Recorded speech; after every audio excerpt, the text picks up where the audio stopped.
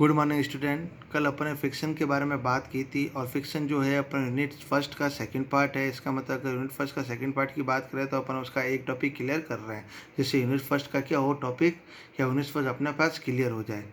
ठीक है, तो अपन बात करते हैं फिक्शन के बारे में। अपन ने कल बात की थी कि जब तक फिक्शन अलग से बात नहीं की जाए, जब तक फोर्स और फिक्शन की बात और फिक्शन एक ही होगा।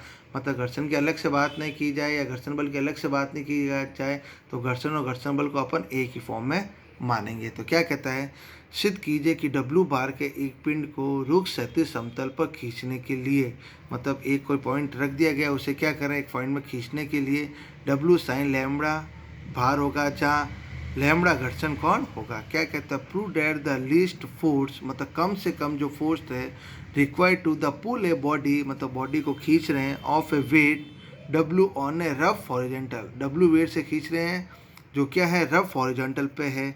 हमने क्या माना कि यहाँ पे पड़ी है the plane is W sine lambda, उस समय जो फोर्स होगा वो कितना होगा W sine lambda, where lambda is angle of a friction, जो लैम्बडा है वो घर्षण कोण या एंगल ऑफ फिक्सन। तो हमने क्या कहा, माना ये एक लाइन है ए और बी, इसके पॉइंट ओ पर एक पॉइंट क्या पड़ा है या आपकी बॉडी पड़ी है जिसका वेट कितना है डब्ल्यू है।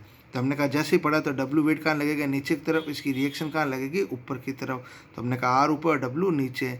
क्या कर रहे हैं, इस वेट को अपन इधर की तरफ खींच रहे, तो ऐसे तो नहीं कहा कि इसके समतल के बराबर खींचे जा रहे हैं। तो हमने कहा खींचेगा तो खींचेगा आदमी कोई, तो उसकी फॉर्मेशन क्या बनेगी ये, तो हमने माना है 37 के साथ कितने डिग्री एंगल बनाता है थीटा, रिएक्शन बनाती है 90, तो ये कितना होगा अपने पास 90 माइनस थीटा फॉर्मेशन आ गई।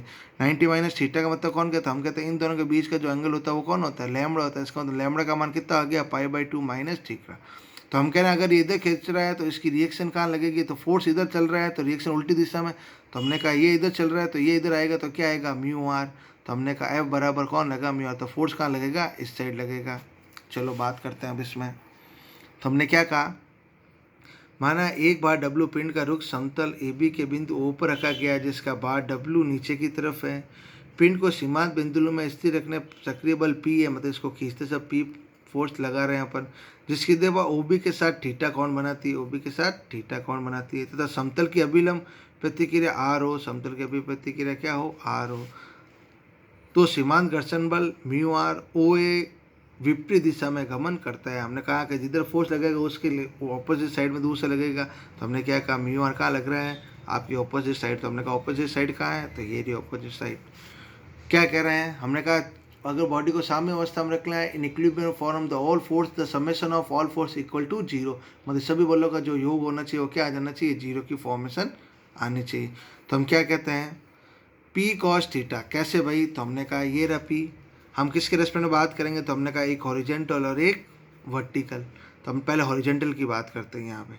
तो देखो हमने कहा पी को अगर घुमाएंगे तो कभी भी फोर्स को अगर घुमाया जाता है तो हमेशा वो कॉस थीटा की फॉर्मेशन में घूमता है। अब कॉस थीटा की फॉर्मेशन कैसी होगी, तो हमने कहा हमेशा जहाँ पे जाएगा उसकी थीटा जो आएगा उसको क्या करेंगे कॉस के साथ इंक्लूड कर देंगे। तो हम कहते हैं पी, तो पी को मैं यहाँ लेके आता हूँ, तो पी को यहाँ लेके आऊँगा तो एंगल कितना घूमेगा कॉस, और है कितना थीटा, तो हम क्या कहेंगे पी कॉस थीटा। तो देखो क्या लिख दिया अपन ने पी कॉस थीटा। तो हमने कहा ये इधर है तो यहाँ पे और कौन सा फोर्स चल रहा है, तो हमने कहा म्यू आर, ये इधर चल रहा है तो ये कहाँ चल रहा है उल्टी डायरेक्शन, तो हमने क्या माइनस के mu R equal to zero. तो हम क्या लिखते हैं P cos theta equal to mu R, equation number first. अब इसी फोर्स को कहाँ ले जाएंगे वर्टिकल, तो हमने कहा ये पी को अब इधर घुमाएंगे तो ये पूरा 90 थी कितना था 90 माइनस थीटा, तो हम इसको भी घुमाएंगे तो क्या आएगा cos 90 minus theta. Cos 90 minus theta हमें से किसके बराबर होता है, तो हमने कहा साइन थीटा, तो हमने क्या लिख दिया P sine theta. Clear formation. फिर कौन है, तो हमने कहा आर भी खुद भी इधर ही ऐसी डायरेक्शन में, तो कम कम कह दिया अपने प्लस का आर। ये कहाँ लग रहा है डब्लू, लगता है इसके ऊपर अगर डायरेक्शन कैसी है नीचे की तरफ आ रही है, मतलब उल्टी डायरेक्शन आ रही है, तो हमने इसको क्या कर दिया माइनस के डब्लू। इसका मतलब फॉर्मेशन क्या I P sine theta plus R equal to W. याद रखना अगर किसी भी फोर्स को अगर मैं रोटेट करता हूँ तो वो रोटेट वाला फॉर्मेशन हमेशा कॉस में लिखा जाएगा, उसके साथ जो एंगल आ रहा है उस एंगल को साथ में लिखेंगे। यहाँ से यहाँ पे घुमाया तो पी कॉस थीटा आ जाएगा, और यहाँ से मैं पी को यहाँ ले आऊँगा तो पी की फॉर्मेशन क्या आएगी पी कॉस 90 माइनस थीटा, इसका मतलब पी साइन थीटा। क्लियर। तो हमने कहा ये रही। हमें क्या निकालना है, फोर्स। तो हमने कहा फोर्स कौन सा लगाया भाई, हमने तो पी लगाया था, इसका मतलब हम यहाँ पे क्या निकालेंगे, पी का मान निकालेंगे। तो इन दोनों इक्वेशन को सोल्व करके आपको पी का मान निकालना है। तो हम यहाँ पे क्या देख रहे हैं कि P sine theta plus R equal to W आ रहा है। तो हमने कहा अगर मैं इस म्यू को इधर लेके आ जाऊँ तो मेरे पास आर का मान आ गया। तो हमने कहा समीकरण 1 से मान समीकरण 2 में रखने पर put the value of R in the equation second. तो P sine theta plus P cos theta upon mu equal to W, common P, तो sine theta plus cos theta upon mu equal to 0। So P equal to W upon sine theta plus cos theta upon mu. लेकिन ये कह रहा है कि मेरे को इसकी फॉर्म में नहीं चाहिए, मेरे को आंसर चाहिए पी साइन लैम्बडा में चाहिए। इसका मतलब कॉस थीटा और म्यू को मेरे को यहाँ पे किस में लाना है, म्यू में लाना है। तो हमने क्या किया, एलसीएम लिया, तो P equal to mu W upon mu sine theta plus cos theta. चूँकि म्यू इक्वल टू क्या होता है, कल अपन ने बात की थी, mu equal to ten lambda. चल तो म्यू की जगह टेन लैम्बडा, तो P equal to ten lambda W ten lambda sine theta plus cos theta. Ten को क्या लिख सकते हैं, तो हमने कहा sine lambda upon cos lambda W sine lambda upon cos lambda sine theta plus cos theta. LCM लेते हैं यहाँ पे, तो sine lambda upon cos lambda dot W upon sine lambda cos theta plus cos theta और cos lambda से cos lambda cut गया, sine lambda as it is. इसको क्या लिख सकते हैं, कॉस ए माइनस बी, तो कॉस थीटा माइनस लैम्बडा। तो P इक्वल टू क्या आ रहा है, P equal to W sine lambda upon cos theta minus lambda. तो हमने कहा न्यूनतम, तो हमने कहा अब P न्यूनतम होगा तो कॉस थीटा माइनस लैम्बडा अधिकतम होगा। मतलब अगर P अगर छोटा है तो कॉस बड़ा होगा, कॉस बड़ा है तो P क्या होता है, छोटा, क्योंकि प्रोपोर्शनल में फॉर्मेशन आ रही है। तो हमने कहा कि ये अगर क्या होगा अधिकतम, तो हमने क्या अधिकतम की बात करते तो कॉस की वैल्यू अधिकतम कहाँ जा सकती है, हमने कहा मैक्सिमम टू मैक्सिमम कॉस की वैल्यू 1 तक हो सकती है। तो हम यहाँ पे क्या कहते हैं, cos theta minus lambda equal to 1 या cos theta minus lambda equal to 0 वाली फॉर्मेशन। तो हमने कहा इसका मतलब क्या हो गया, तो कॉस अगर कट गया तो थीटा माइनस लैम्बडा, इसका मतलब जहाँ थीटा है वहाँ पे मैं क्या रख सकता हूँ, लैम्बडा। तो थीटा माइनस लैम्बडा रखते क्या हो जाएगा, 0। तो कॉस 0 की वैल्यू कितनी होती है, 1। तो हम यहाँ क्या कहते हैं, P equal to W sine lambda upon 1। इसका मतलब P इक्वल टू क्या आ रहा है, डब्ल्यू साइन लैम्बडा। अब ये याद रखना है, क्योंकि आगे से आगे जब फॉर्मेशन पर इसको सॉल्व करते जाएंगे तब इसकी वैल्यू क्या आएगी, हम डायरेक्ट इसको यूज करेंगे। मतलब अगर कोई एक पॉइंट पड़ा उसको अपन P वेट से अगर खींच रहे हैं तो उसके ऊपर मिनिमम या जो फोर्स लगेगा वो कितना होना चाहिए, P equal to W sine lambda का, तभी बॉडी अपने एक स्थान से दूसरे स्थान पर जाएगी, नहीं तो वो बॉडी एक स्थान से दूसरे स्थान पर नहीं वेरी करेगी, आपकी जो फॉर्मेशन आएगी। तो हम कहते हैं अगर फॉर्मेशन नहीं आएगी तो हम इसको कैसे सॉल्व करेंगे। तो हमने कहा हम इसको सॉल्व करने के लिए फॉर्मेशन तो वही लगानी पड़ेगी, लेकिन करेंगे कैसे। तो हम देखते हैं भाई इसके नेक्स्ट वाली वैल्यू को, फॉर्मेशन को क्या कहता है, एक सीढ़ी का गुरुत्व केंद्र इसे 2 भागों ए और बी में बांटता है। सीढ़ी का एक रुक्ष 37 फर्श पर जिसका दूसरा ऊर्ध्वाधर दीवार पर टिका हुआ है। यदि फर्श और दीवार के घर्षण गुणा कम से म्यू और म्यू डैश हो तो प्रदर्शित कीजिए समतल गुणा में सीढ़ी का फर्श से झुकाव होगा। हमें इसके लिए फाइंड आउट करना पड़ेगा कि फॉर्मेशन कैसी है। उस फॉर्मेशन को सॉल्व करने से पहले हमें उसको क्या करना पड़ेगा, बनानी पड़ेगी कि फॉर्मेशन बन भी रही है या नहीं बन रही है। अगर नहीं बन रही है तो घर्षण गुणांक नहीं बनेगा। अगर इसने कह दिया है कि प्रदर्शित कीजिए, इसका मतलब उसकी जो फॉर्मेशन है वो लगभग बनेगी ही बनेगी आपकी उस फॉर्मेशन के लिए।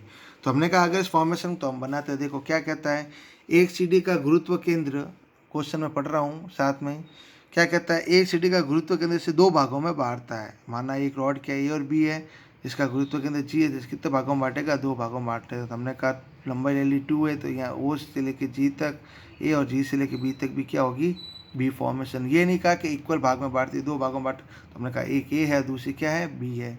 फिर क्या कहता है, सीढ़ी का एक सिरा रुख 37 समतल पर। तो क्या कहता है, एक जो सीढ़ी है ए बी है उसका एक पॉइंट तो ये रहा यहाँ पे 37 समतल पर, और एक का है ऊर्ध्वाधर दीवार पर। तो ये एक सीढ़ी को क्या कर दिया, इसको ऐसे लगा दिया गया है, ये आपकी दीवार है, ये आपका फर्श है, इसको ऐसे टांग दिया गया। तो ये जो पॉइंट है वो तो दीवार पर टच कर रहा है, ये जो पॉइंट है वो फर्श पर टच करता है। हमने कहा जैसे टच करेगा तो इसकी रिएक्शन निकलेगी। हमने कहा ये रिएक्शन, ऐसे यहाँ पर टच करा तो यहाँ की रिएक्शन ये रही।